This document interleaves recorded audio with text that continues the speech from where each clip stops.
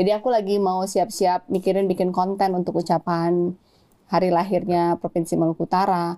Aku lagi main-main handphone di kamar, suami di ruang tamu.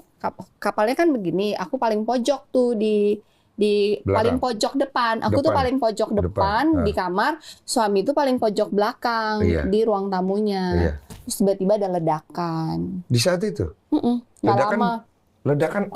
Saya nggak tahu di sana, tapi di saya ada ledakan. Jadi sayanya keangkat. Ini kan tempat tidur.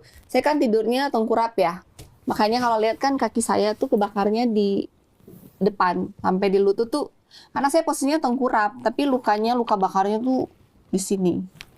Pas saya ke ledakan gitu, kan habis ledakan pasti kayak agak distorsi gitu kan. Pas kayak gitu aku lihatnya tuh udah hancur, kapalnya tuh udah hancur, tapi terus aku udah lihat langit. Jadi aku merangkak untuk turun keluar dari kapal, turun ke laut. Karena kan kita sebenarnya memang masih di dermaga. Jadi lompat ke laut atau? Enggak, turun aja kayak plung, kayak aku nariknya terus aku turun gitu. Oh, ke air ya? Ke air. Terus berusaha berenang terus ke sana. Sampai di sana udah ada yang narik karena kaki bagian kiriku tuh dislocated. Jadi kaki kiriku tuh nggak bisa gerak. Terus tiba-tiba kakinya kok perih gitu kan.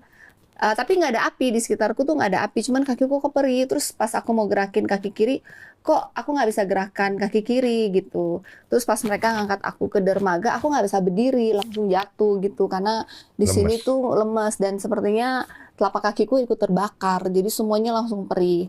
Terus pada nanya, bapak mana? Terus kata ajudan, nanti dia cariin bapak. Pemikiranku karena bapak itu di belakang, kan ada pintu di belakang. Malahan di kamar saya tuh nggak ada pintunya. Kamar saya tuh nggak ada pintu, nggak ada jendela.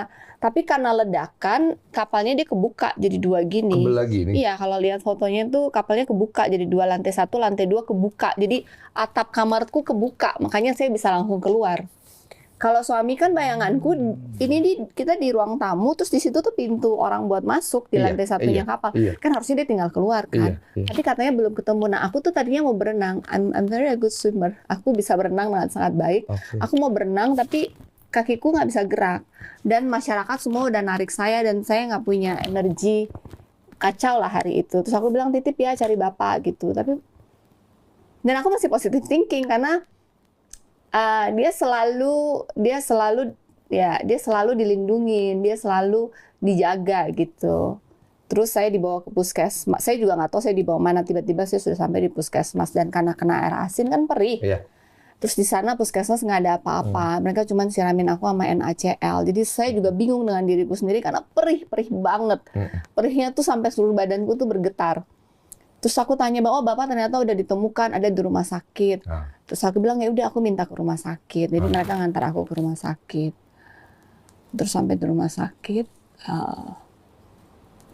he wasn't in a good condition. Gitu. Terus aku masih positive thinking karena nggak mungkin. Sorry. It's okay. For someone yang kenal Benny Laos, dia tuh a very big personality. Terus dia bahkan bangun rumah sakit paling besar di Maluku Utara dengan peralatan yang sangat canggih dan bahkan orang sakit yang dia nggak kenal pun, misalnya ada masyarakat yang stroke pun dia datangkan ke RSPAD cuma untuk DSA. Bahkan dia bisa mengirim orang ke Singapura kalau sakit. Gak mungkin, aku merasa Tuhan gak mungkin dia selesai di sini. Dan bahkan waktu sebelum kita mulai itu kan pergumulan yang panjang ya, 2 tahun. Aku selalu berdoa ke Tuhan, kalau memang ini jalannya, Tuhan buka pintu. Kalau memang ini bukan jalannya, Tuhan tutup pintu. Ya karena aku sebagai istri ngomong sama suami juga, kalau suaminya mau begitu ya aku tugasku mendukung.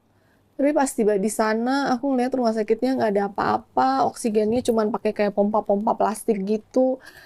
Terus aku masih berdoa dengan segala macam harapan. Teman-temanku telepon, share kita bentar lagi kirim pesawat SOS ya, aku kirim helikopter ngambil terus ternyata aku baru sadar kalau karena saya pernah lihat airport Taliabu, tapi ternyata itu cuma signage. Ternyata mereka nggak punya airport. Jadi cuma signage tapi nggak ada airport. Terus helikopter nggak bisa masuk karena udah sore. Kejadian tuh kalau nggak salah jam 2 ya. Aku tiba rumah sakit mungkin jam 3 dengan persiapan masih cari-cari helikopter.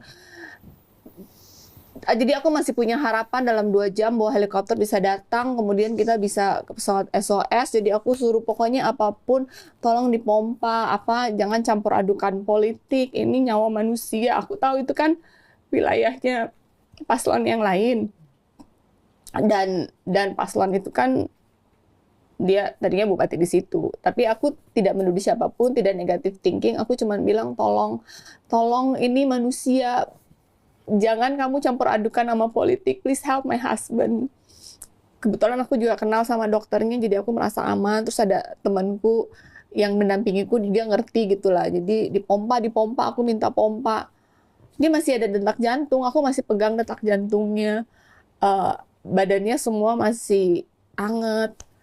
Terus, tapi ya sejam 2 jam, badannya pelawanan mengeras, mendingin, dan membiru. You was there.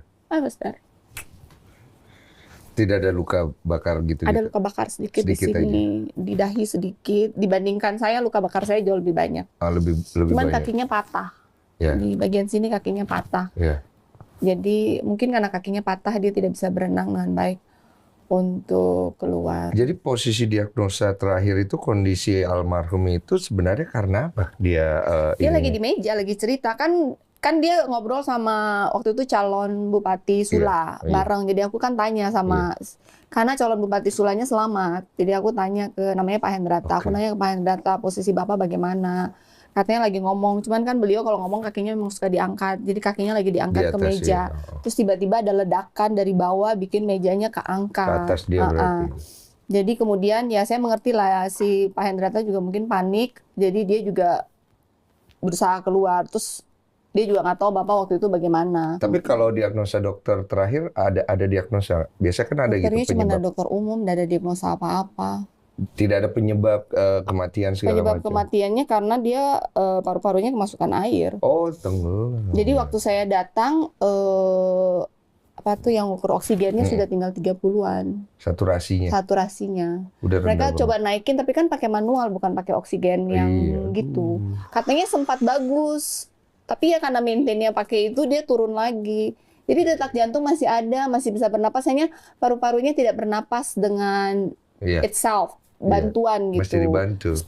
Dipompa-pompa manual, tapi kan ritmenya semuanya kan nggak benar, nggak ada apa-apa, nggak ada oksigen, nggak ada semuanya. Sekian jam segitu sampai akhirnya jam 5 sore mereka juga sudah capek, dokternya juga bilang nggak mungkin, saya juga lihat sudah biru dan sudah itu ya udah.